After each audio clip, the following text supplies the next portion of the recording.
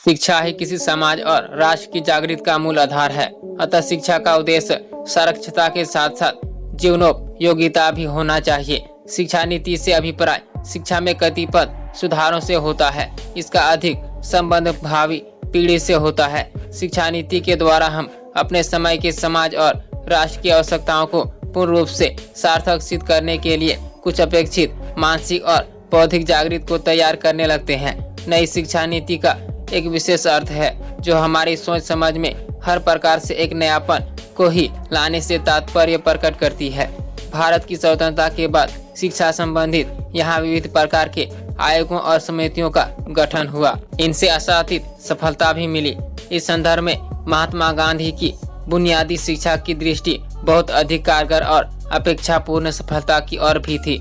इसी के अंतर्गत बेसिक विद्यालयों की शुरुआत की गई थी। सन 1953 से 54 ईस्वी में भारत सरकार ने शिक्षा पद्धति पर गंभीरता पूर्वक विचार करके आयोग का गठन किया था।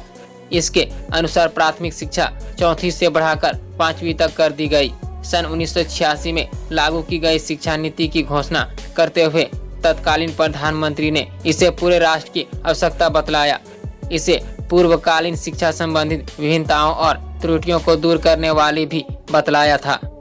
इसे ही नई शिक्षा नीति की संज्ञा दी गई थी। इस नई शिक्षा नीति को जीवन पर आधारित बनाया गया था। इसे जीवनानुकूल होने पर बल दिया गया। इसके लिए प्रधानमंत्री ने एक विशेष मंत्रालय बनाया।